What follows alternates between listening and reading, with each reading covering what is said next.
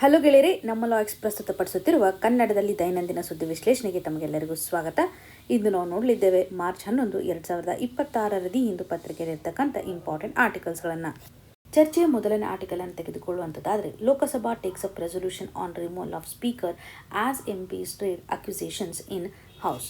ಈ ಒಂದು issue GS paper 2 ನಡೆಯಲ್ಲಿ ಪೊಲಿಟಿ ಸೆಕ್ಷನ್ಗೆ ಸಂಬಂಧಪಟ್ಟಂತೆ, ಅದರಲ್ಲೂ ಸ್ಪೀಕರ್ ಹಾಗೂ ಡೆಪ್ಯೂಟಿ ಸ್ಪೀಕರ್ ಅವರನ್ನು ಯಾವ ರೀತಿಯಾಗಿ ರಿಮೂವಲ್ ಮಾಡ್ತಾರೆ ಅಂತ ನೋಡಬೇಕಾಗುತ್ತೆ. ಸೊ ಇಲ್ಲಿ ಲೋಕಸಭೆಯಲ್ಲಿ ಸ್ಪೀಕರ್ ಅವರನ್ನು ರಿಮೂವ್ ಮಾಡ್ತಕ್ಕಂಥ ರೆಸೊಲ್ಯೂಷನನ್ನು ಕೈಗೆತ್ತಿಕೊಂಡಿದ್ದಾರೆ. ಹಾಗಾಗಿ ಈ ಒಂದು ನ್ಯೂಸನ್ನು ಕಾಣ್ತಾ ಇದ್ದೇವೆ. ಸಂವಿಧಾನಾತ್ಮಕವಾಗಿರ್ತಕ್ಕಂಥ ಪ್ರೊವಿಷನ್ಸ್ಗಳು ಏನಿದಾವೆ ಅಂತ ನಾವು ಒಂದು ಸರ್ತಿ ರೀಕಾಲ್ ಮಾಡಬೇಕು. ಆಲ್ರೆಡಿ ಈ ಒಂದು ಇಶ್ಯೂಗೆ ಸಂಬಂಧಪಟ್ಟಂತೆ ನೋಡಿದ್ದೇವೆ, but revision is very very important ಅಲ್ವಾ. ಸೊ ಅದರ ಆಧಾರದ ಮೇಲೆ ಸಂವಿಧಾನಾತ್ಮಕವಾಗಿ ಡೆಪ್ಯೂಟಿ ಸ್ಪೀಕರ್ ಆಗಿರ್ಬೋದು ಅಥವಾ ಸ್ಪೀಕರ್ ಅವರನ್ನು ಯಾವ ರೀತಿಯಾಗಿ ರಿಮೂವ್ ಮಾಡಲಾಗುತ್ತೆ ಅಥವಾ ಅವರ ಒಂದು ಸ್ಥಾನ ಯಾವ ರೀತಿಯಾಗಿ ಖಾಲಿ ಆಗುತ್ತೆ ಅಂತ ನೋಡೋದಾದರೆ ಆರ್ಟಿಕಲ್ 94 ಇಂಪಾರ್ಟೆಂಟ್ ಅಲ್ವಾ. ಆರ್ಟಿಕಲ್ 94 ನಡಿನಲ್ಲಿ ನಾವು ಅಗೇನ್ ಸಬ್ ಕ್ಲಾಸನ್ನು ನೋಡ್ತೇವೆ. Sub class A, sub class B ಹಾಗೂ sub class C very very important. Sub class A ನಮ್ಗೆ ಏನು ಹೇಳುತ್ತೆ, ಇವಾಗ ಲೋಕಸಭೆಯ ಮೆಂಬರ್ ಇರ್ತಾರೆ, ಮೆಂಬರ್ಶಿಪ್ಪನ್ನು ಹೊಂದಿರ್ತಾರೆ, MP ಆಗಿರ್ತಾರಲ್ಲ.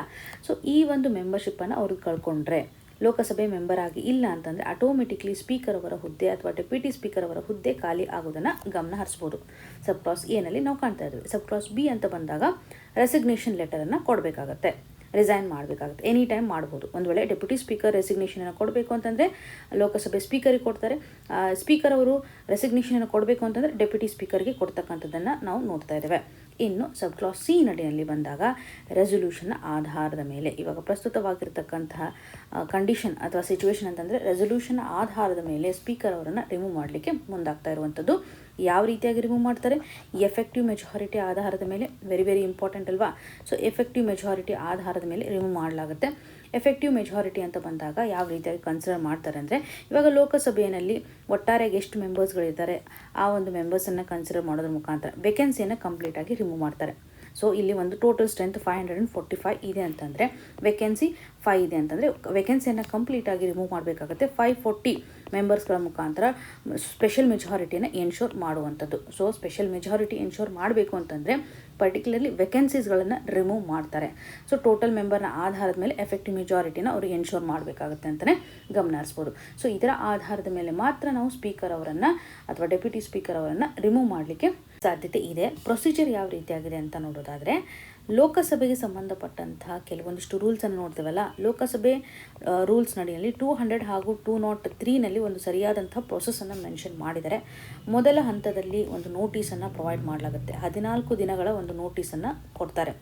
ಸೊ ಈ ಒಂದು ನೋಟಿಸನ್ನು ಯಾರಿಗೆ ಕೊಡಬೇಕಾಗುತ್ತೆ ಅಂತಂದರೆ ರೈಟಿಂಗ್ನಲ್ಲಿ secretary general of Lok Sabha. So secretary ಯಾರು ಇರ್ತಾರಲ್ಲ, ಸೆಕ್ರೆಟರಿ ಜನರಲ್ ಅವರಿಗೆ ಒಂದು ನೋಟಿಸನ್ನು ಕೊಡ್ತಾರೆ. ಅಟ್ಲೀಸ್ಟ್ ಒಂದು ಮೆಂಬರ್ ಆದರೂ ಸಿಗ್ನೇಚರನ್ನು ಮಾಡಿರಬೇಕಾಗುತ್ತೆ ಅಂತ ಹೇಳ್ಬೋದು.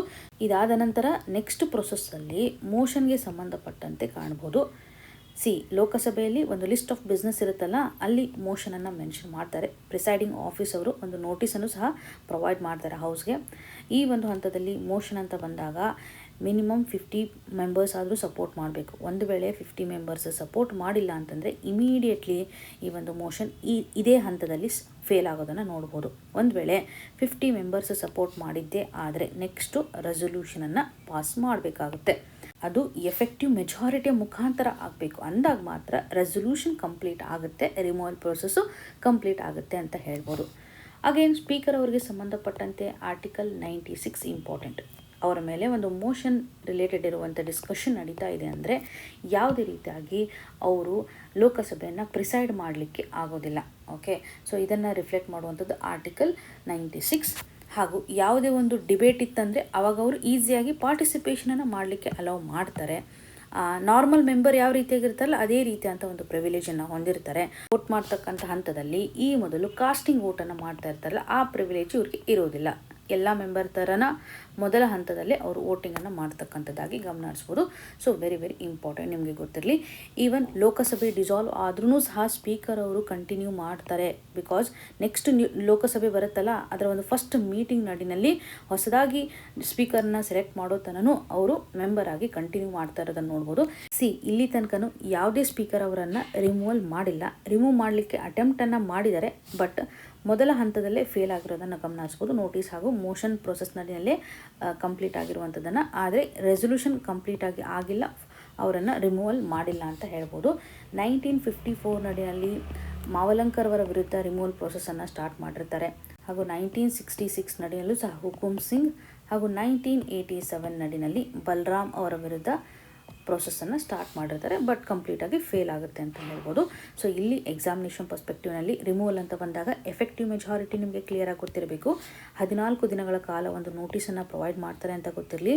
ಮೋಷನ್ ಅಪ್ರೂವಲ್ ಆಗಬೇಕು ಅಂತಂದರೆ 50 members important, article 94 is very important, article 96. So ಈ ರೀತಿಯಾಗಿ ಎಲ್ಲ ಆರ್ಟಿಕಲ್ಗಳು ಮತ್ತು ಡೀಟೇಲ್ಸ್ಗಳ ಆಧಾರದ ಮೇಲೆ ಪ್ರಿಲಿಮ್ಸಲ್ಲಿ ಆಲ್ರೆಡಿ ಕ್ವಶನ್ಸನ್ನು ಕೇಳಿದ್ದಾರೆ. Very very important.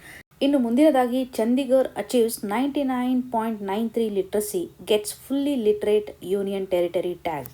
ಈ ಒಂದು ಇಶ್ಯೂ ನಮಗೆ GS ಪೇಪರ್ 2 ನಡಿನಲ್ಲಿ ಎಜುಕೇಷನ್ ಆಸ್ಪೆಕ್ಟ್ನ ಆಧಾರದ ಮೇಲೆ, ಗವರ್ನೆನ್ಸ್ ಆಸ್ಪೆಕ್ಟ್ನ ಆಧಾರದ ಮೇಲೆ ಇಂಪಾರ್ಟೆಂಟ್ ಯೋಜನೆಗಳನ್ನು ಸಹ ನಾವಿಲ್ಲಿ ಕನೆಕ್ಟ್ ಮಾಡಬೇಕಾಗುತ್ತೆ.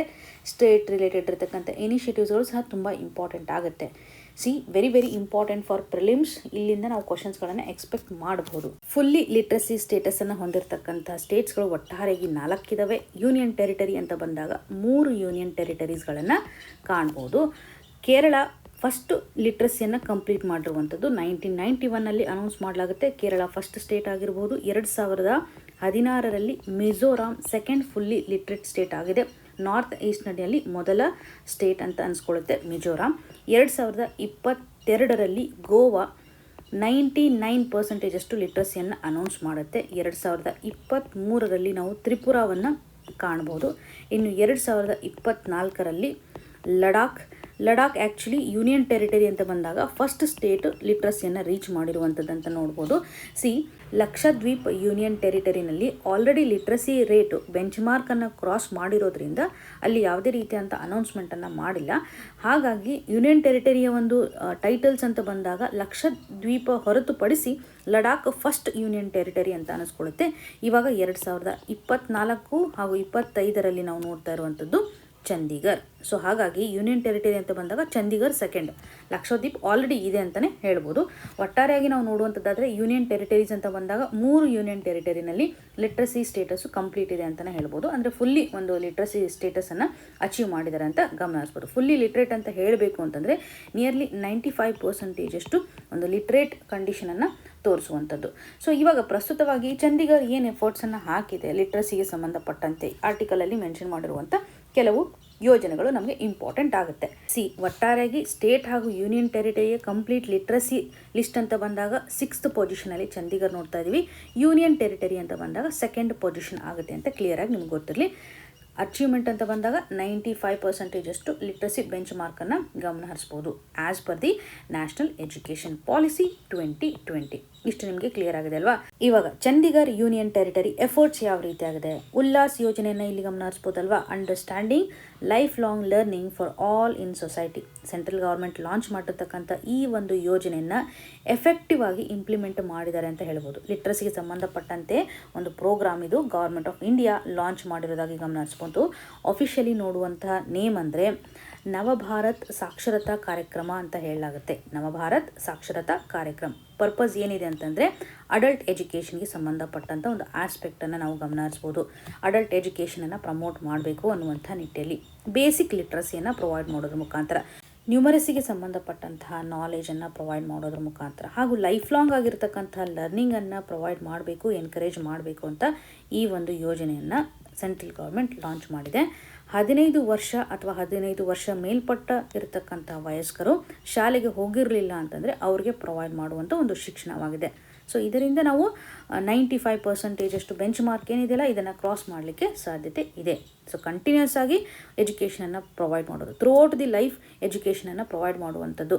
ಬೇಸಿಕಲಿ ಯೋಜನೆ ಫೋಕಸ್ ಮಾಡ್ತಾ ಇರುವಂಥದ್ದು ಲೀಗಲ್ ಲಿಟ್ರಸಿಗೆ ಸಂಬಂಧಪಟ್ಟಂತೆ, ಡಿಜಿಟಲ್ ಲಿಟ್ರಸಿಗೆ ಸಂಬಂಧಪಟ್ಟಂತೆ ಹಾಗೂ ಸಿವಿಕ್ ಅವೇರ್ನೆಸ್ಸನ್ನು ತರುವಂಥ ಹಂತದಲ್ಲಿ. ಡಿಜಿಟಲ್ ಲಿಟ್ರಸಿ ಅಂತ ಬಂದಾಗ ಡಿಜಿಟಲ್ ಸ್ಕಿಲ್ ಆಗಿರ್ಬೋದು, ಫಿನಾನ್ಷಿಯಲ್ ಅವೇರ್ನೆಸ್, ಆನ್ಲೈನ್ ಸೇಫ್ಟಿ ಆಗಿರ್ಬೋದು, ಡಿಜಿಟಲ್ ಸರ್ವಿಸಸ್ಗಳನ್ನು ಯಾವ ರೀತಿಯಾಗಿ ಯೂಸ್ ಮಾಡ್ಕೋಬೇಕು ಅನ್ನುವಂಥ ಎಜುಕೇಷನನ್ನು ಪ್ರೊವೈಡ್ ಮಾಡ್ತಾರೆ. ಡಿಜಿಟಲ್ ಪ್ಲ್ಯಾಟ್ಫಾರ್ಮ್ ಅಂತ ಬಂದಾಗ ದೀಕ್ಷಾ ಪೋರ್ಟಲನ್ನು ಈ ಒಂದು ಯೋಜನೆ ಅಡಿಯಲ್ಲಿ ಎಫೆಕ್ಟಿವ್ ಆಗಿ ಯೂಸ್ ಮಾಡ್ತಾ ಇರೋದನ್ನು ಗಮನ ಹರಿಸ್ಬೋದು. So very very important. ಈ ಒಂದು ಉಲ್ಲಾಸ್ ರಿಸೋರ್ಸಸ್ಗಳು ಎಲ್ಲವೂ ಸಹ ದೀಕ್ಷಾ ಪೋರ್ಟಲಲ್ಲಿ ಅವೈಲೇಬಲ್ ಇರುವಂತೆ ನಾವು ಗಮನ ಹರಿಸ್ಬೋದು. ಇದರಿಂದ ಒಂದು ಲರ್ನಿಂಗ್ ಮಟೀರಿಯಲನ್ನು ದೀಕ್ಷಾ ಪೋರ್ಟಲ್ನ ಮುಖಾಂತರ ಪ್ರೊವೈಡ್ ಮಾಡ್ದಂಗೆ ಆಗುತ್ತೆ. ಮೊಬೈಲ್ ಅಪ್ಲಿಕೇಶನ್ ಮುಖಾಂತರ ರಿಸೋರ್ಸಸ್ಗಳನ್ನು ಯೂಸ್ ಮಾಡ್ಕೋಬೋದು ಅಂತ. ಸೊ ಇಲ್ಲಿ ಸ್ಟೂಡೆಂಟ್ಸ್ಗಳು ಸಹ ವಾಲಂಟಿಯರ್ಲಿ ಒಂದು ಟೀಚಿಂಗ್ ಫ್ಯಾಕಲ್ಟಿ ಆಗಿ ಕನ್ವರ್ಟ್ ಆಗ್ಬೋದು. ಇದರಿಂದ ಸ್ಟೂಡೆಂಟ್ಸ್ಗಳಿಗೂ ಸಹ ಒಂದು ಅಕಾಡೆಮಿಕಲಿ ಕ್ರೆಡಿಟ್ ಸಿಕ್ಕುತ್ತೆ ಅಂತ ಹೇಳ್ಬೋದು. ಶಾಲೆಗಳಲ್ಲಿ ಯೂನಿವರ್ಸಿಟಿನಲ್ಲಿ ಇರ್ತಾರಲ್ಲ ಸ್ಟೂಡೆಂಟ್ಸು, ಅವ್ರಿಗೆ ಒಂದು ಕ್ರೆಡಿಟನ್ನು ಸಹ ಪ್ರೊವೈಡ್ ಮಾಡಲಾಗುತ್ತೆ, ಒಂದು ಸರ್ಟಿಫಿಕೇಟನ್ನು ಕೊಡಲಾಗುತ್ತೆ, ರಿಕಗ್ನೈಸೇಷನ್ನು ಸಹ ಕೊಡಲಾಗುತ್ತೆ. ಇಲ್ಲಿ ಒಂದು ಕಮ್ಯುನಿಟಿ ಪಾರ್ಟಿಸಿಪೇಷನನ್ನು ಎನ್ಶೋರ್ ಮಾಡ್ತಾ ಇದ್ದಾರೆ. Very very important program.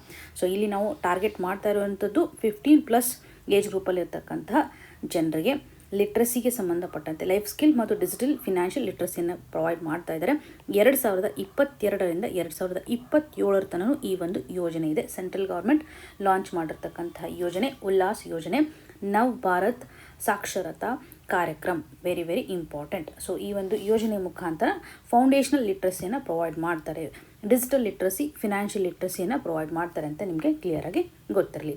So ಈ ಮೊದಲು ಯಾವ ಸ್ಟೇಟ್ ನಡಿನಲ್ಲೂ ಸಹ ಒಂದು ಲಿಟ್ರಸಿ ಅಚೀವ್ಮೆಂಟ್ ಆಗಿದೆ ಅಂತ ಪ್ರಿಲಿಮ್ಸಲ್ಲಿ ಕ್ವಶನ್ಸ್ಗಳನ್ನು ನಾವು ಎಕ್ಸ್ಪೆಕ್ಟ್ ಮಾಡ್ಬೋದು. ಇನ್ನು ಮುಂದಿನ ಆರ್ಟಿಕಲ್ಗೆ ಶಿಫ್ಟ್ ಆಗೋದಾದರೆ, gas from new sources will end shortage say officials. ಈ ಒಂದು ಇಶ್ಯೂ ನಮಗೆ GS ಪೇಪರ್ 2 ನಡಿನಲ್ಲಿ ಗವರ್ನೆನ್ಸ್, GS ಪೇಪರ್ 3 ನಡಿಯಲ್ಲಿ ಎನರ್ಜಿ ಸೆಕ್ಯೂರಿಟಿಗೆ ಸಂಬಂಧಪಟ್ಟಂತೆ ಕನೆಕ್ಟ್ ಆಗುತ್ತೆ. ಇಲ್ಲಿ ಆಫಿಷಿಯಲ್ಸ್ಗಳು ಹೇಳ್ತಕ್ಕಂಥ ಹೇಳಿಕೆ ಯಾವ ರೀತಿಯಾಗಿದೆ, ಗ್ಯಾಸ್ಗೆ ಸಂಬಂಧಪಟ್ಟಂತೆ ನಾವು ನ್ಯೂ ರಿಸೋರ್ಸಸ್ಗಳನ್ನು ನೋಡ್ತಾ ಇದ್ದೀವಿ, ಇದರಿಂದ ಒಂದು ಶಾರ್ಟೇಜ್ ಎಂಡ್ ಆಗುತ್ತೆ ಅಂತ ಗಮನ ಹರಿಸ್ಬೋದು. ಸೊ ಯಾವ ರೀತಿಯಾಗಿ ಹೊಸ ಕಂಟ್ರಿಗಳೊಂದಿಗೆ ಅಗ್ರಿಮೆಂಟನ್ನು ಮಾಡ್ತಾ ಇದ್ದಾರೆ ಅಂತ ಇಲ್ಲಿ ಗಮನ ಹರಿಸುವಂಥದ್ದು, ಅದರಲ್ಲೂ LPGಗೆ ಸಂಬಂಧಪಟ್ಟಂತೆ. ಗ್ಯಾಸ್ ಶಾರ್ಟೇಜ್ ಆಗಲಿಕ್ಕೆ ಮೇನ್ ರೀಸನ್ಸ್ಗಳು ಏನಿದಾವೆ, ಕಾರಣಗಳು ಏನಿದಾವೆ ಅಂತ ನೋಡೋದಾದರೆ, ಮೊದಲ ಹಂತದಲ್ಲಿ ಡೊಮೆಸ್ಟಿಕಲಿ ನಾವು ಪ್ರೊಡಕ್ಷನ್ ಮಾಡ್ತೀವಲ್ಲ, ತುಂಬ ಲಿಮಿಟೆಡ್ ಆಗಿ ಮಾಡೋದನ್ನು ನೋಡ್ಬೋದು. ಅಂದರೆ ನಾವು ಹೆಚ್ಚು ಇಂಪೋರ್ಟ್ ಮೇಲೆ ಡಿಪೆಂಡೆನ್ಸಿಯನ್ನು ತೋರಿಸ್ತಾ ಇದ್ದೀವಿ. ಲಿಮಿಟೆಡ್ ಆಗಿ ನಮ್ಮ ದೇಶದಲ್ಲಿ ಗ್ಯಾಸ್ಗೆ ಸಂಬಂಧಪಟ್ಟಂತೆ ಪ್ರೊಡಕ್ಷನನ್ನು ಗಮನ ಹರಿಸ್ಬೋದು. ಇಂಪೋರ್ಟ್ ಮೇಲೆ ನಾವು ಹೆಚ್ಚು ಡಿಪೆಂಡೆನ್ಸಿಯನ್ನು ತೋರಿಸ್ತಾ ಇದ್ದೇವೆ. ಇಂಪೋರ್ಟ್ ತುಂಬ ಜಾಸ್ತಿ ಇದೆ ಅಂತ ಹೇಳ್ಬೋದು. ಇವಾಗ ಪ್ರಸ್ತುತವಾಗಿರ್ತಕ್ಕಂತಹ ಸಪ್ಲೈಯರ್ಸ್ಗಳು ಸಹ ಇಮಿಡಿಯೇಟ್ ಆಗಿ ಅಥವಾ ಕ್ವಿಕ್ ಆಗಿ ಒಂದು ಸಪ್ಲೈಯನ್ನು ಇನ್ಕ್ರೀಸ್ ಮಾಡಲಿಕ್ಕೆ ಆಗೋದಿಲ್ಲ. ಸೊ ಹಾಗಾಗಿ ಕ್ವಿಕ್ ಸಪ್ಲೈಯನ್ನು ಎನ್ಶೋರ್ ಮಾಡಲಿಕ್ಕೆ ಆಗೋದಿಲ್ಲ. ಹಾಗೂ ನಾವಿವಾಗ ಬೇರೆ ಒಂದು ಕಂಟ್ರಿಯಿಂದ ಇಂಪೋರ್ಟ್ ಮಾಡ್ಕೊಳ್ತಾ ಇದ್ದೀವಲ್ವ, ಇದರಡಿನಲ್ಲೂ ಸಹ ಒಂದು ಲಾಂಗ್ ಟೈಮ್ ತೆಗೆದುಕೊಳ್ಳುತ್ತೆ. ಶಿಪ್ಪಿಂಗ್ ಅಂತ ಬಂದಾಗ ಟೈಮ್ ಜಾಸ್ತಿ ಇರೋದ್ರಿಂದನೂ ಸಹ ಒಂದು ಶಾರ್ಟೇಜ್ ಕ್ರಿಯೇಟ್ ಆಗಿದೆ ಅಂತ ಹೇಳ್ಬೋದು. ಬಿಕಾಸ್ ಕಂಟ್ರೀಸ್ಗಳು ತುಂಬ ದೂರ ಇದ್ದಾವೆ ನಾವು ಇಂಪೋರ್ಟ್ ಮಾಡ್ಕೊಳ್ತಕ್ಕಂಥ ಹಂತದಲ್ಲಿ. ಶಾರ್ಟ್ ಟರ್ಮ್ ಶಾರ್ಟೇಜನ್ನು ನಾವಿವಾಗ ನೋಡ್ತಾ ಇದ್ದೀವಿ. ಈ ಒಂದು ಪ್ರಾಬ್ಲಮ್ ಅಂತ ಬಂದಾಗ ಸರ್ಕಾರ ಯಾವ ರೀತಿ ಅಂತ ರೆಸ್ಪಾನ್ಸನ್ನು ತೆಗೆದುಕೊಳ್ತಾ ಇದೆ, ministry of petroleum and natural gas ಒಂದು ಅನೌನ್ಸ್ಮೆಂಟನ್ನು ಮಾಡ್ತಾ ಇದೆ. ಇವಾಗ ನಮ್ಮ ಒಂದು LPG ಪ್ರೊಡಕ್ಷನ್ ಏನಿದೆಯಲ್ಲ, LPG ಪ್ರೊಡಕ್ಷನನ್ನು ಮ್ಯಾಕ್ಸಿಮೈಸ್ ಮಾಡಬೇಕು ಅಂತ. ಸೊ ಈ ಒಂದು ಹಂತದಲ್ಲಿ LPGಗೆ ಸಂಬಂಧಪಟ್ಟಂತೆ ಅದರಲ್ಲೂ ಹೌಸ್ ಹೋಲ್ಡ್ ಸಪ್ಲೈ ರಿಲೇಟೆಡ್ ಇರುವಂತೆ ಎನ್ಶೋರ್ ಮಾಡಬೇಕು ಅಂತ ಸರ್ಕಾರ ಮುಂದಾಗ್ತಾ ಇರುವಂಥದ್ದು. ಪ್ರಯಾರಿಟಿ ಏನಿದೆ ಅಂತಂದರೆ ಹೌಸ್ ಹೋಲ್ಡ್ LPG ಸಪ್ಲೈಗೆ ಸಂಬಂಧಪಟ್ಟಂತೆ. ಸೊ LPG ಪ್ರೊಡಕ್ಷನನ್ನು ಮ್ಯಾಕ್ಸಿಮೈಸ್ ಮಾಡಬೇಕು ಅಂತ. ಸೊ ಈ ಒಂದು ಹಂತದಲ್ಲಿ ಇವಾಗ ಒಂದು LPG ಪ್ರೊಡಕ್ಷನ್ನು 10% ಇನ್ಕ್ರೀಸ್ ಆಗಿದೆ ಅಂತ ಹೇಳ್ಬೋದು. ಅಂದರೆ ಒಂದು ಪ್ರಯಾರಿಟಿ ಆಧಾರದ ಮೇಲೆ ಮಿನಿಸ್ಟ್ರಿ ಒಂದು ಫೋಕಸನ್ನು ಮಾಡೋದ್ರ ಮುಖಾಂತರ ಮುಂದೆ ಶಾರ್ಟೇಜ್ ಆಗುತ್ತೆ ಅಂತ ಪ್ರೊಡಿಕ್ಷನನ್ನು ಮಾಡಿದರೆ, ಹಾಗಾಗಿ ಸ್ವಲ್ಪ ಡೆವಲಪ್ಮೆಂಟ್ ಮಾಡಬೇಕು, ಅಂದರೆ ಒಂದು ಸೇವಿಂಗನ್ನು ಮಾಡಬೇಕು ಅನ್ನುವಂಥ ನಿಟ್ಟಿನಲ್ಲಿ ಇನಿಷಿಯೇಟಿವನ್ನು ತೆಗೆದುಕೊಂಡಾಗ LPG ಪ್ರೊಡಕ್ಷನ್ನು 10% ಇನ್ಕ್ರೀಸ್ ಆಗಿದೆ ಅಂತಲೇ ಗಮನ ಹರಿಸ್ಬೋದು. ಇಲ್ಲಿ ಭಾರತಕ್ಕೆ ಗ್ಯಾಸ್ ರಿಸೋರ್ಸಸ್ ಅಂತ ಬಂದಾಗ ಕತಾರನ್ನು ಹೊರತುಪಡಿಸಿ ವಯಬಲ್ ಆಪ್ಷನ್ಸ್ ಅಂತಂದರೆ US ಹಾಗೂ ನಾರ್ವೆ. US ಹಾಗೂ ನಾರ್ವೆಯಿಂದ ಭಾರತಕ್ಕೆ ರಿಸೋರ್ಸಸ್ಗಳು ರೀಚ್ ಆಗಬೇಕು ಅಂತಂದರೆ, ಗ್ಯಾಸನ್ನು ನಾವು ಅಲ್ಲಿಂದ ಬರಬೇಕು ಅಂತಂದರೆ ಮಿನಿಮಮ್ 2 ಮಂತ್ಸ್ ಆಗುತ್ತೆ ಅಂತಲೂ ಸಹ ಇಲ್ಲಿ ನೋಡ್ಬೋದು. ಅಂದರೆ ಶಿಪ್ಪಿಂಗ್ ಟೈಮ್ ಯಾವ ರೀತಿ ಆಗಿದೆ ಇವೆಲ್ಲವನ್ನು ನಾವಿಲ್ಲಿ ಕನ್ಸಿಡರ್ ಮಾಡ್ಬೋದು. ಸೊ ಎನರ್ಜಿ ಸೆಕ್ಯೂರಿಟಿ ಅಂತ ಬಂದಾಗ ನಾವು ಆಲ್ಟರ್ನೇಟಿವ್ ಪಾರ್ಟ್ನರ್ಸನ್ನು ಹುಡುಕಲೇಬೇಕು. ವೈ? ಬಿಕಾಸ್ ನಾವು ಇಂಪೋರ್ಟ್ ಮೇಲೆ ಹೆಚ್ಚು ಡಿಪೆಂಡೆನ್ಸಿಯನ್ನು ತೋರಿಸ್ತಾ ಇದ್ದೇವೆ. ಡೈವರ್ಸಿಫೈಡ್ ಆಗಿರ್ತಕ್ಕಂಥ ಒಂದು ಎನರ್ಜಿ ರಿಸೋರ್ಸಸನ್ನು ತರಬೇಕು. ಗ್ಲೋಬಲ್ ಲೆವೆಲಲ್ಲೂ ಸಹ ಒಂದು ಸಪ್ಲೈ ಚೈನ್ ಅಂತ ಬಂದಾಗ ಅದರಲ್ಲಿ ಎನರ್ಜಿ ರಿಲೇಟೆಡ್ ಇರುವಂತೆ ಸಾಕಷ್ಟು ಕ್ರೈಸಿಸ್ಗಳು ನಡೀತಾ ಇದೆ ಅನ್ನೋದನ್ನು ನೋಡ್ಬೋದು.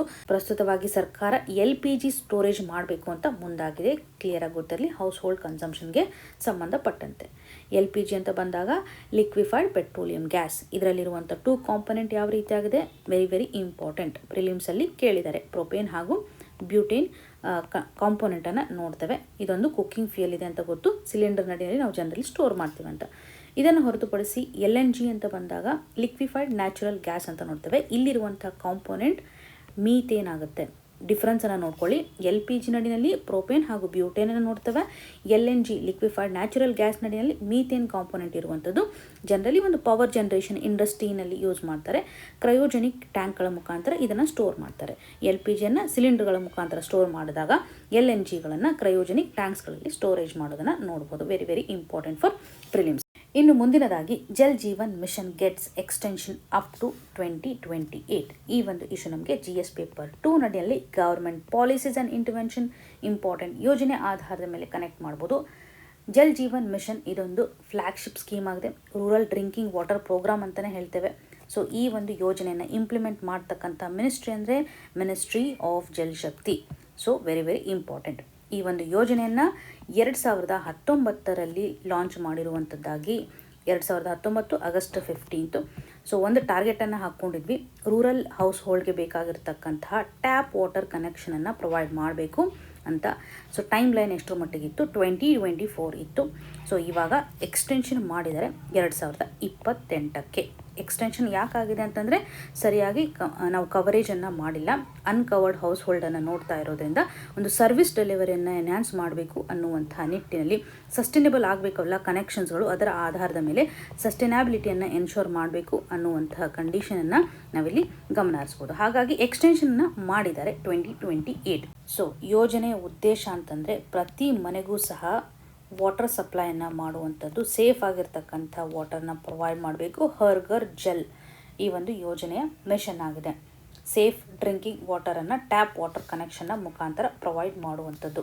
ಸೊ ಪರ್ ಕ್ಯಾಪಿಟಾ ಸಪ್ಲೈ ಅಂತ ಬಂದಾಗ 55 ಲೀಟರ್ಸ್ ಅಷ್ಟು ಪ್ರೊವೈಡ್ ಮಾಡಬೇಕು ಅಂತ. ಪ್ರತಿಯೊಬ್ಬ ವ್ಯಕ್ತಿಗೂ ಸಹ 55 ಲೀಟರ್ಸ್ ಪ್ರೊವೈಡ್ ಮಾಡಬೇಕು. ಪೋರ್ಟೇಬಲ್ ಆಗಿರ್ತಕ್ಕಂಥ ವಾಟರ್ನ ಒದಗಿಸಬೇಕು ಅಂತ ಪ್ರಿಲಿಮ್ಸಲ್ಲಿ ಇಂಪಾರ್ಟೆಂಟ್. ಸೊ ಈ ಒಂದು ಪ್ರೋಗ್ರಾಮ್ನ ಫೋಕಸ್ ಇವಾಗ ಚೇಂಜ್ ಆಗಿದೆ. ಮೊದಲು ನಾವು ಏನು ಮಾಡ್ತಾ ಇದ್ವಿ, ಇನ್ಫ್ರಾಸ್ಟ್ರಕ್ಚರ್ ಮೇಲೆ ಹೆಚ್ಚು ಫೋಕಸನ್ನು ಮಾಡ್ತಾ ಇದ್ವಿ. ಅಂದರೆ ಪೈಪ್ಸನ್ನು ಡೆವಲಪ್ ಮಾಡೋದಾಗಿರ್ಬೋದು, ಪಂಪ್ಸ್ ಆಗಿರ್ಬೋದು, ಹಾಗೂ ಪ್ಲ್ಯಾಂಟನ್ನು ಯಾವ ರೀತಿಯಾಗಿ ಟ್ರೀಟ್ ಮಾಡಬೇಕು, ಅಂದರೆ ವಾಟರನ್ನು ಪ್ಯೂರಿಫೈ ಮಾಡುವಂಥ ಹಂತದಲ್ಲಿ ಇವೆಲ್ಲವನ್ನು ನಾವು ನೋಡಿದಾಗ ಮೊದಲ ಹಂತದಲ್ಲಿ ಇನ್ಫ್ರಾಸ್ಟ್ರಕ್ಚರ್ ಮೇಲೆ ಫೋಕಸನ್ನು ಮಾಡ್ತಾಯಿದ್ರು. ಇವಾಗ ಪ್ರಸ್ತುತವಾಗಿರ್ತಕ್ಕಂಥ ಫೋಕಸ್ ಅಂತಂದರೆ ಸರ್ವಿಸ್ ಡೆಲಿವರಿಗೆ ಸಂಬಂಧಪಟ್ಟಂತೆ ರೆಗ್ಯುಲರ್ ಆಗಿ ವಾಟರ್ ಸಪ್ಲೈ ಆಗ್ತಾ ಇದೆಯೋ ಇಲ್ವೋ, ವಾಟರ್ ಕ್ವಾಲಿಟಿ ಯಾವ ರೀತಿಯಾಗಿದೆ ಅಂತ ಮಾನಿಟರಿಂಗ್ ಮಾಡುವಂಥದ್ದು, ಸೋರ್ಸಸ್ಗಳು ಸಸ್ಟೈನಬಲ್ ಇದೇನೋ ಇಲ್ವೋ ಅನ್ನುವಂಥದ್ದನ್ನು ನಾವು ನೋಡ್ತಾ ಇರೋದು. ಇನ್ಫ್ರಾಸ್ಟ್ರಕ್ಚರ್ ಮೇಲೆ ಇವಾಗ ಅಷ್ಟೊಂದು ಫೋಕಸ್ ಇಲ್ಲ. ಪ್ರಸ್ತುತವಾಗಿ ಸರ್ವಿಸ್ ಡೆಲಿವರಿಗೆ ಸಂಬಂಧಿಸಿದಂತೆ ನೋಡ್ಬೋದು. ಫಂಡಿಂಗ್ ಪ್ಯಾಟರ್ನ್ ಅಂತ ಬಂದಾಗ ಯೂನಿಯನ್ ಟೆರಿಟರಿನಲ್ಲಿ 100% ಸೆಂಟರ್ ಕೊಡುತ್ತೆ. ಹಿಮಾಲಯನ್ ಆಗಿರ್ಬೋದು, ನಾರ್ತ್ ಈಸ್ಟ್ ಸ್ಟೇಟ್ ಅಂತ ಬಂದಾಗ 90:10 ಇದೆ. ಇನ್ನು ಅದರ್ ಸ್ಟೇಟ್ಸ್ ಅಂತ ಬಂದಾಗ 50-50 ಫಂಡಿಂಗ್ ಪ್ಯಾಟರ್ನನ್ನು ನೋಡ್ಬೋದು. Very very important. ಇದನ್ನು ಸಹ ನೆನ್ಪಿಟ್ಕೊಳ್ಳಿ, ಪ್ರಿಲಿಮ್ಸಲ್ಲಿ ಕೇಳ್ಬೋದು.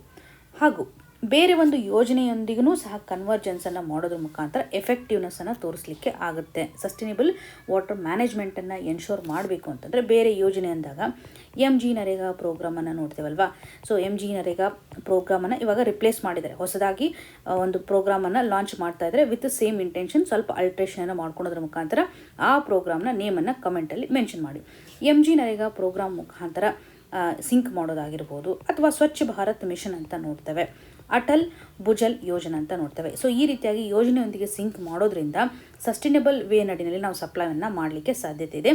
ಗ್ರೌಂಡ್ ವಾಟರ್ನೂ ಸಹ ರೀಚಾರ್ಜ್ ಮಾಡ್ಬೋದು, ವಾಟರ್ನೂ ಸಹ ಕನ್ಸರ್ವೇಷನ್ ಮಾಡಲಿಕ್ಕೆ ಸಾಧ್ಯತೆ ಇದೆ. ಸೊ ಈ ಒಂದು ಮಿಷನ್ ನಮಗೆ ಯಾಕೆ ಇಂಪಾರ್ಟೆಂಟ್ ಆಗುತ್ತೆ ಅಂತಂದರೆ ಆಲ್ರೆಡಿ ಒಂದು ಗ್ರೌಂಡ್ ವಾಟರ್ನ ಹೆಚ್ಚಾಗಿ ನಾವು ಎಕ್ಸ್ಟ್ರಾಕ್ಷನ್ ಮಾಡ್ಕೊಂಡಿದ್ದೀವಿ. ಪಾಪ್ಯುಲೇಷನ್ ಗ್ರೋತ್ ಆಗಿದೆ, ನೀರು ಸಹ ಜಾಸ್ತಿ ಆಗುತ್ತೆ. ಕ್ಲೈಮೇಟ್ ಚೇಂಜ್ನಿಂದಾಗಿಯೂ ಸಹ ರೀಜನಲ್ ಲೆವೆಲಲ್ಲಿ ರಿಸೋರ್ಸಸ್ಗಳ ಒಂದು ಕ್ರೈಸಿಸನ್ನು ನೋಡ್ಬೋದು. ಪುವರ್ ವಾಟರ್ ಮ್ಯಾನೇಜ್ಮೆಂಟ್ ಇರೋದ್ರಿಂದ ಇವೆಲ್ಲವನ್ನು ನಾವು ಹ್ಯಾಂಡಲ್ ಮಾಡಬೇಕು ಅನ್ನುವಂತಹ ನಿಟ್ಟಿನಲ್ಲಿ ಸೇಫ್ ಆಗಿರುವಂಥ ಡ್ರಿಂಕಿಂಗ್ ವಾಟರ್ನ ಒದಗಿಸಬೇಕು, ಎಕ್ಸೆಸಿಬಲ್ ಇರುವಂತೆ ಮಾಡಬೇಕು, ರೂರಲ್ ವಾಟರ್ ಸ್ಕೇರ್ಸಿಟಿಯನ್ನು ನಾವಿಲ್ಲಿ ಹೋಗ್ಲಾಡಿಸ್ಬೇಕು ಅಂತ ಜಲ್ ಜೀವನ್ ಮಿಷನ್ ಯೋಜನೆಯನ್ನು ಜಾರಿಗೆ ತಂದಿದ್ದಾರೆ. Very very important for prelims. Already ಸಾಕಷ್ಟು ಸರ್ತಿ ಇದನ್ನು ಕೇಳಿದರೆ, ಎಕ್ಸ್ಟೆನ್ಷನ್ ಮಾಡಿದಾರಲ್ಲ, ಹಾಗಾಗಿ ಅಗೇನ್ ನೀವು ಸ್ವಲ್ಪ ರಿವಿಷನನ್ನು ಮಾಡಬೇಕಾಗುತ್ತೆ. ಇನ್ನು ಮುಂದಿನದಾಗಿ supreme court seeks balance, government says IT rules do not curb satire. ಈ ಒಂದು ಇಶ್ಯೂ GS ಪೇಪರ್ 2 ನಡಿಯಲ್ಲಿ ಪಾಲಿಟಿ ಆ್ಯಂಡ್ ಗವರ್ನೆನ್ಸ್ ಸೆಕ್ಷನ್, ಹಾಗೂ GS ಪೇಪರ್ 3 ಅಂತ ಬಂದಾಗ ಇನ್ಫಾರ್ಮೇಷನ್ ಟೆಕ್ನಾಲಜಿ ರೆಗ್ಯುಲೇಷನ್ಗೆ ಸಂಬಂಧಪಟ್ಟಂತೆ GS ಪೇಪರ್ 2 ನಡಿಯಲ್ಲಿ ರೈಟ್ಸ್ ಆಸ್ಪೆಕ್ಟ್ನ ಆಧಾರದ ಮೇಲೆ ಕನೆಕ್ಟ್ ಆಗುತ್ತೆ. ಈ ಒಂದು ಆರ್ಟಿಕಲ್ ನಡಿಯಲ್ಲಿ ಫ್ಯಾಕ್ಟ್ ಚೆಕ್ಕಿಂಗ್ ಯೂನಿಟ್ಗೆ ಸಂಬಂಧಪಟ್ಟಂತೆ ಸುಪ್ರೀಂ ಕೋರ್ಟಲ್ಲಿ ಇವಾಗ ಒಂದು ಚರ್ಚೆ ನಡೀತಾ ಇದೆ. ಸೊ ಫ್ಯಾಕ್ಟ್ ಚೆಕ್ಕಿಂಗ್ ಯೂನಿಟ್ ಅಂದರೆ ಏನು? ಸರ್ಕಾರ ಫೇಕ್ ಆಗಿರ್ತಕ್ಕಂಥ ಇನ್ಫಾರ್ಮೇಷನ್ಸನ್ನು ರೆಗ್ಯುಲೇಟ್ ಮಾಡಬೇಕು. ಅದರಲ್ಲೂ ಪ್ರಸ್ತುತವಾಗಿ ಸಾಕಷ್ಟು ಮಿಸ್ಲೀಡಿಂಗ್ ಇನ್ಫಾರ್ಮೇಷನ್ಸನ್ನು ಕಾಣ್ತಾ ಇದ್ದೀವಿ. ಸರ್ಕಾರ ಏನು ಮಾಡುತ್ತೆ ಅಂದರೆ ಫ್ಯಾಕ್ಟ್ ಚೆಕಿಂಗ್ ಯೂನಿಟನ್ನು ಫ್ರೇಮ್ ಮಾಡಬೇಕು ಅನ್ನುವಂತಹ ನಿಟ್ಟಿನಲ್ಲಿ ಇನ್ಫಾರ್ಮೇಷನ್ ಟೆಕ್ನಾಲಜಿಗೆ ಸಂಬಂಧಪಟ್ಟಂಥ ರೂಲ್ಸ್ 2020 ನಡಿನಲ್ಲಿ ಬದಲಾವಣೆಯನ್ನು ಮಾಡುತ್ತೆ. IT ರೂಲ್ಸ್ಗೆ ಸಂಬಂಧಪಟ್ಟಂತೆ ಒಂದು ಚೇಂಜಸನ್ನು ಮಾಡುತ್ತೆ. ಫ್ಯಾಕ್ಟ್ ಚೆಕಿಂಗ್ ಯೂನಿಟ್ ಏನು ಮಾಡುತ್ತೆ, ಸರಿಯಾಗಿ ಇನ್ಫಾರ್ಮೇಷನ್ಸನ್ನು ಫಿಲ್ಟರ್ ಮಾಡುತ್ತೆ. ಅದರಲ್ಲೂ ಪ್ರೆಸ್ ಇನ್ಫಾರ್ಮೇಷನ್ ಬ್ಯೂರೋಗೆ ಒಂದು ಜವಾಬ್ದಾರಿನ ಕೊಡ್ತಾರೆ. PIB ಇಲ್ಲಿ ರೆಸ್ಪಾನ್ಸಿಬಲ್ ಆಗಿರ್ತಕ್ಕಂತಹ ಅಥಾರಿಟಿ ಆಗಿದೆ. ಸೊ ಇವ್ರು ಏನು ಮಾಡ್ತಾರೆ, ಫೇಕ್ ಆಗಿರುವಂತಹ, ಫಾಲ್ಸ್ ಆಗಿರುವಂತಹ, ಮಿಸ್ಲೀಡಿಂಗ್ ಆಗಿರುವಂತಹ ಇನ್ಫಾರ್ಮೇಷನ್ಸನ್ನು ಚೆಕ್ ಮಾಡುತ್ತೆ. ಅದರಲ್ಲೂ ಸೆಂಟ್ರಲ್ ಗೌರ್ಮೆಂಟ್ ಬಿಸ್ನೆಸ್ಗೆ ಏನಾದರೂ ವೈಲೇಷನ್ ಆಗ್ತಕ್ಕಂಥ ಇನ್ಫಾರ್ಮೇಷನ್ಸ್ಗಳು ಇದಾವ ಅನ್ನುವಂಥದ್ದನ್ನು. ಸೊ ಏನಾದರೂ ಮಿಸ್ಇನ್ಫಾರ್ಮೇಷನ್ ಇದ್ದರೆ ಕಂಪ್ಲೀಟಾಗಿ ಪ್ಲ್ಯಾಟ್ಫಾರ್ಮ್ಗಳಿಗೆ ಒಂದು ಡೈರೆಕ್ಷನ್ ನೀಡುತ್ತೆ. ನೀವು ರಿಮೂವ್ ಮಾಡಬೇಕು ಕಂಟೆಂಟನ್ನು, ಅಥವಾ ಆ ಒಂದು ಕಂಟೆಂಟ್ ಡಿಸೇಬಲ್ ಮಾಡಬೇಕು ಅನ್ನುವಂತಹ ನಿಟ್ಟಿನಲ್ಲಿ. ಸೊ ಇದರ ಆಧಾರದ ಮೇಲೆ ರೈಟ್ಸ್ಗಳ ವೈಲೇಷನ್ ಆಗ್ತಾ ಇದೆ ಅಂತ ಕೋರ್ಟಲ್ಲಿ ಚಾಲೆಂಜ್ ಮಾಡಲಾಗುತ್ತೆ. ಬಾಂಬೆ ಹೈಕೋರ್ಟಲ್ಲಿ ಚಾಲೆಂಜ್ ಮಾಡ್ತಾರೆ. 2024ರಲ್ಲಿ ಬಾಂಬೆ ಹೈಕೋರ್ಟ್ ಈ ಒಂದು ಫ್ಯಾಕ್ಟ್ ಚೆಕಿಂಗ್ ಯೂನಿಟ್ ನೋಟಿಫಿಕೇಷನನ್ನು ಕಂಪ್ಲೀಟಾಗಿ ಸ್ಟ್ರಕ್ ಡೌನ್ ಮಾಡ್ತಾರೆ. ರೀಸನ್ಸ್ಗಳನ್ನು ಯಾವ ರೀತಿಯಾಗಿ ಕೊಡ್ತಾರೆ ಅಂದರೆ ಆರ್ಟಿಕಲ್ 14 ವೈಲೇಟ್ ಮಾಡುತ್ತೆ, ಹಾಗೂ article 19 sub class 1 sub class A ಅನ್ನು ವೈಲೇಟ್ ಮಾಡುತ್ತೆ, ಆರ್ಟಿಕಲ್ 19 ಸಬ್ ಕ್ಲಾಸ್ 1 ಹಾಗೂ ಸಬ್ ಕ್ಲಾಸ್ ಜಿ ಅನ್ನು ವೈಲೇಟ್ ಮಾಡುತ್ತೆ ಅಂತ ಕೋರ್ಟು ರೀಸನನ್ನು ಕೊಡುತ್ತೆ. ಫೇಕ್, ಫಾಲ್ಸ್, ಮಿಸ್ಲೀಡಿಂಗ್ ಟರ್ಮ್ಸ್ಗಳು ತುಂಬ ವೇಗ್ ಆಗಿದ್ದಾವೆ ಅಂತ ಹೇಳುತ್ತೆ. ಹಾಗೂ ಇಲ್ಲಿ ಸರ್ಕಾರವೇ ಹೋಲ್ ಸೋಲ್ ಅಥಾರಿಟಿ ಆಗಿದೆ. ಟ್ರುತ್ತನ್ನು ಇಂಟರ್ಪ್ರಿಟ್ ಮಾಡ್ತಕ್ಕಂಥ ಹಂತದಲ್ಲಿ ಫೈನಲ್ ಆರ್ಬಿಟ್ರ್ ಆಗಿ ಸರ್ಕಾರ ಇದೆ ಅಂತ ಇಲ್ಲಿ ಕೋರ್ಟ್ ಆರ್ಗ್ಯುಮೆಂಟನ್ನು ಮಾಡ್ತಾ ಇದೆ. ಈ ಒಂದು ಹಂತದಲ್ಲಿ ಅಗೇನ್ ಇವಾಗ ಸರ್ಕಾರ ಸುಪ್ರೀಂ ಕೋರ್ಟ್ಗೆ ಅಪ್ರೋಚ್ ಮಾಡಿದೆ. ಸುಪ್ರೀಂ ಕೋರ್ಟ್ ಇವಾಗ ಒಂದು ನಿರ್ಧಾರವನ್ನು ತೆಗೆದುಕೊಳ್ಬೇಕಾಗಿದೆ ಈ ಒಂದು ಇಶ್ಯೂಗೆ ಸಂಬಂಧಪಟ್ಟಂತೆ. ಸುಪ್ರೀಂ ಕೋರ್ಟ್ನ ಒಂದು ಎಕ್ಸಾಮಿನೇಷನ್ ಇಲ್ಲಿ ಫ್ರೀ ಸ್ಪೀಚ್ಗೆ ಸಂಬಂಧಪಟ್ಟಂತೆ ಒಂದೆಡೆ ಇದೆ, ಹಾಗೂ ಮಿಸ್ಇನ್ಫಾರ್ಮೇಷನ್ಗೆ ಸಂಬಂಧಪಟ್ಟಂಥ ಪ್ರೊಟೆಕ್ಷನನ್ನು ಸಹ ಇವರು ಮಾಡಬೇಕಾಗಿದೆ. ಇವರ ಮುಂದೆ ಇರತಕ್ಕಂಥ ಚಾಲೆಂಜಸ್ಗಳಂತಲೇ ಹೇಳ್ಬೋದು. ಸರ್ಕಾರದ ರೆಸ್ಪಾನ್ಸನ್ನು ನೋಡಿದಾಗ ಫ್ಯಾಕ್ಟ್ ಚೆಕಿಂಗ್ ಯೂನಿಟ್ ಕೇವಲ ಫೇಕ್ ಇನ್ಫಾರ್ಮೇಷನ್ಸನ್ನು ತಡೆಗಟ್ಟೋದ್ರಲ್ಲಿ ಸಹಕಾರಿ ಆಗುತ್ತೆ ಹೊರತಾಗಿ ಯಾವುದೇ ರೀತಿಯಾಗಿ ಕ್ರಿಟಿಸಿಸಮನ್ನು ಕರ್ಬ್ ಮಾಡಲಿಕ್ಕೆ ಮುಂದಾಗ್ತಾ ಇಲ್ಲ ಅಂತ ವಾದವನ್ನು ಮಾಡುತ್ತೆ. ಇದರೊಂದಿಗೆ ನಮಗೆ IT ರೂಲ್ಸು ಸಹ ಇಂಪಾರ್ಟೆಂಟ್. IT ಆ್ಯಕ್ಟ್ಗೆ ಸಂಬಂಧಪಟ್ಟಂತೆ ಈ ಸರ್ತಿ ಕ್ವಶನನ್ನು ಎಕ್ಸ್ಪೆಕ್ಟ್ ಮಾಡ್ಬೋದು. IT ಆ್ಯಕ್ಟಲ್ಲಿರುವಂತಹ ಕೆಲವೊಂದಿಷ್ಟು ಆರ್ಟಿಕಲ್ಸ್ಗಳು ನ್ಯೂಸಲ್ಲಿದೆ. ಸೊ ಈ ಒಂದು ಇಶ್ಯೂಗೆ ಸಂಬಂಧಿಸಿದಂತೆ ನಾವು ಚರ್ಚೆಯನ್ನು ಮಾಡಿದ್ವಲ್ಲ, ಅದರಲ್ಲೂ IT ಆ್ಯಕ್ಟಲ್ಲಿ ಕೆಲವೊಂದಿಷ್ಟು ಪ್ರೊವಿಷನ್ ಸೋಷಿಯಲ್ ಮೀಡಿಯಾಗೆ ನೀಡ್ತಕ್ಕಂಥ ಒಂದು ಡೈರೆಕ್ಷನ್ನ ಆಧಾರದ ಮೇಲೆ, ಸೇಫ್ ಹಾರ್ಬರ್ನ ಆಧಾರದ ಮೇಲೆ ಸೆಕ್ಷನ್ ಕನೆಕ್ಟ್ ಮಾಡುವಂಥದ್ದಾದರೆ ಸೆಕ್ಷನ್ 79 ಸೋಷಿಯಲ್ ಮೀಡಿಯಾ ಪ್ಲ್ಯಾಟ್ಫಾರ್ಮ್ಗಳಿಗೆ ಸೇಫ್ ಹಾರ್ಬರನ್ನು ನಾವು ನೋಡ್ತಾ ಇದ್ವಿ. ಸೊ ಯಾವ ರೀತಿಯಾಗಿ ಅವರು ರೆಸ್ಪಾನ್ಸಿಬಲ್ ಇರೋದಿಲ್ಲ, ಆದರೆ ಸರ್ಕಾರ ಡೈರೆಕ್ಷನನ್ನು ನೀಡಿದಾಗ ಕಂಟೆಂಟನ್ನು ರಿಮೂವ್ ಮಾಡಬೇಕು ಅಂತ ನಾವು ಚರ್ಚೆನ ಮಾಡಿದ್ವಿ. ಇದರೊಂದಿಗೆ ಸೆಕ್ಷನ್ 69A ಏನು ಹೇಳುತ್ತೆ ನಮಗೆ ಅಂತಂದರೆ, ಸರ್ಕಾರಗಳು ಆನ್ಲೈನ್ ಕಂಟೆಂಟನ್ನು ಬ್ಲಾಕ್ ಮಾಡ್ಬೋದು. ಇದಕ್ಕೆ ಕಾರಣವನ್ನು ನಾವು ನೋಡಬೇಕಾಗುತ್ತೆ. ಸೆವರ್ನಿಟಿ, ನ್ಯಾಷನಲ್ ಸೆಕ್ಯೂರಿಟಿ ಆಗಿರ್ಬೋದು, ಪಬ್ಲಿಕ್ ಆರ್ಡರ್ ಆಗಿರ್ಬೋದು, ಫಾರಿನ್ ರಿಲೇಷನ್ನ ಆಧಾರದ ಮೇಲೆ ಕಂಟೆಂಟನ್ನು ಈಸಿಯಾಗಿ ಅವರು ರಿಮೂವ್ ಮಾಡಲಿಕ್ಕೆ ಅವಕಾಶವನ್ನು ಸೆಕ್ಷನ್ 69A ಕೊಡುತ್ತೆ. ಇದಕ್ಕೆ ಸಂಬಂಧಪಟ್ಟಂತಹ 2 ಜಡ್ಜ್ಮೆಂಟ್ಗಳು ಇಂಪಾರ್ಟೆಂಟ್ ಆಗುತ್ತೆ. ಶ್ರೇಯಾ ಸಿಂಘಾಲ್ ಕೇಸನ್ನು ನಾವು ನೋಡ್ಬೋದು.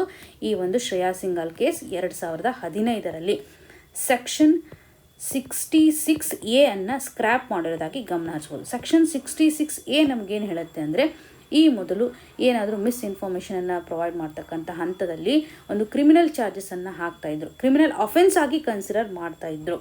ಅದರಲ್ಲೂ ಅಫೆನ್ಸಿವ್ ಮೆಸೇಜ್ ಇದ್ದರೆ ಅಥವಾ ಏನಾದರೂ ಇನ್ಕನ್ವೀನಿಯನ್ಸ್ ಇದ್ದರೆ, ಫಾಲ್ಸ್ ಇನ್ಫಾರ್ಮೇಷನ್ ಇದ್ದರೆ, ಈ ಒಂದು ಸೆಕ್ಷನ್ 66A ಅನ್ನು ಕಂಪ್ಲೀಟಾಗಿ ರಿಮೂವ್ ಮಾಡಿದ್ದಾರೆ. ಸೊ ಇಲ್ಲಿ ಕೇವಲ ಪನಿಷ್ಮೆಂಟ್ ಅಂತ ಬಂದಾಗ ಒಂದು ಕ್ರಿಮಿನಲ್ ಚಾರ್ಜಸನ್ನು ನಾವು ಕಾಣ್ತಾ ಇಲ್ಲ, ಫೈನನ್ನು ಹಾಕೋದಾಗಿ ಗಮನ ಹರಿಸ್ಬೋದು. ಸೊ ಸುಪ್ರೀಂ ಕೋರ್ಟ್ ಜಡ್ಜ್ಮೆಂಟು ತುಂಬ ಇಂಪಾರ್ಟೆಂಟ್, ಬಿಕಾಸ್ ಇಲ್ಲಿ ಸ್ಟ್ರಿಕ್ಟಾಗಿ ಅವ್ರ ಮೇಲೆ ಕ್ರಿಮಿನಲ್ ಅಫೆನ್ಸನ್ನು ಹಾಕೋದ್ರ ಮುಖಾಂತರ article 19 sub class 1 sub class A violate ಆಗುತ್ತೆ ಅಂತಲೇ ಹೇಳ್ಬೋದು. ಸೊ ಹಾಗಾಗಿ ಒಂದು ಕ್ರಿಮಿನಲ್ ಅಫೆನ್ಸಸ್ಸನ್ನು ರಿಮೂವ್ ಮಾಡಿದ್ದಾರೆ, ಸೆಕ್ಷನ್ 66A ಅನ್ನು ಸ್ಕ್ರ್ಯಾಪ್ ಮಾಡೋದ್ರ ಮುಖಾಂತರ. ಇದರೊಂದಿಗೆ importantly right to privacy case ಅಂತ ಬಂದಾಗ 2017ರ case justice Puttaswamy case. So Puttaswamy case ನಡಿನಲ್ಲಿ ಪರ್ಟಿಕ್ಯುಲರ್ಲಿ ರೈಟ್ ಟು ಪ್ರೈವಸಿ ಅನ್ನುವಂಥದ್ದು ಫಂಡಮೆಂಟಲ್ ರೈಟ್ ಅಂತ ಡಿಕ್ಲೇರ್ ಮಾಡಲಾಗುತ್ತೆ ಆರ್ಟಿಕಲ್ 21ಗೆ ಸಂಬಂಧಪಟ್ಟಂತೆ. ಪುಟ್ಟಸ್ವಾಮಿ ಕೇಸ್ನ ಮುಖಾಂತರ ಪರ್ಸನಲ್ ಡೇಟಾ ಪ್ರೊಟೆಕ್ಷನ್ ಆ್ಯಕ್ಟನ್ನು ಸಹ ನಾವು ನೋಡ್ಬೋದು. ಡೇಟಾವನ್ನು ಪ್ರೊಟೆಕ್ಷನ್ ಮಾಡಬೇಕು ಅನ್ನುವಂಥ ನಿಟ್ಟಿನಲ್ಲಿ. ಸೊ ಇಲ್ಲಿ ಪ್ರಸ್ತುತವಾಗಿ IT ಆ್ಯಕ್ಟ್ ಇಂಪಾರ್ಟೆಂಟ್ ನಮಗೆ. IT ಆ್ಯಕ್ಟಲ್ಲಿರುವಂತಹ ಸೇಫ್ ಹಾರ್ಬರ್ ಸೆಕ್ಷನ್ 79 ಇಂಪಾರ್ಟೆಂಟ್ ಆಗುತ್ತೆ. ಸೆಕ್ಷನ್ 69A ಸರ್ಕಾರಕ್ಕೆ ಯಾವ ರೀತಿ ಅಂತ ಒಂದು ಅಥಾರಿಟಿನ ಕೊಡ್ತಾರೆ ಕಂಟೆಂಟನ್ನು ರಿಮೂವ್ ಮಾಡ್ತಕ್ಕಂಥ ಹಂತದಲ್ಲಿ. ಸೆಕ್ಷನ್ 66Aಗೆ ಸಂಬಂಧಪಟ್ಟಂಥ ಒಂದು case important, Shreya Singhal case 2015 Puttaswamy ಕೇಸನ್ನು ಸಹ ನಾವಿಲ್ಲಿ ಕನೆಕ್ಟ್ ಮಾಡ್ಬೋದು. ಪ್ರಸ್ತುತವಾಗಿ ಒಂದು ಫ್ಯಾಕ್ಟ್ ಚೆಕಿಂಗ್ ಯೂನಿಟ್ ಅಂತ ಬಂದಾಗ ಸುಪ್ರೀಂ ಕೋರ್ಟ್ ಎಕ್ಸಾಮಿನೇಷನನ್ನು ಮಾಡಲಿದೆ, ಯಾವ ರೀತಿಯಾಗಿ ಇಂಟರ್ಪ್ರಿಟ್ ಮಾಡುತ್ತೆ ಅಂತ ನಾವು ನೋಡಬೇಕು. ಪ್ರಸ್ತುತವಾಗಿ ಚೀಫ್ ಜಸ್ಟಿಸ್ ಅವರು ಸಹ ಈ ಒಂದು ಇಶ್ಯೂಗೆ ಸಂಬಂಧಪಟ್ಟಂಥ ಸ್ಟೇಟ್ಮೆಂಟ್ಸ್ಗಳನ್ನು ಕೊಡ್ತಾ ಇದ್ದಾರೆ. ಇವತ್ತಿನ question of the day section ನಡೆಯಲ್ಲಿ consider the following statements regarding intermediary liability in India. Option A, social media platforms enjoy safe harbour protection. Option 2, safe harbor protection is provided under Section 79 of IT Act. Platforms are fully liable for all user-generated content. ಈ 3 option ನಡಿನಲ್ಲಿ ಸರಿಯಾದ ಉತ್ತರವನ್ನು select ಮಾಡಿ comment ಸೆಕ್ಷನಲ್ಲಿ mention ಮಾಡಿ ಅಂತ ಹೇಳ್ತಾ all the very best. ಧನ್ಯವಾದಗಳು.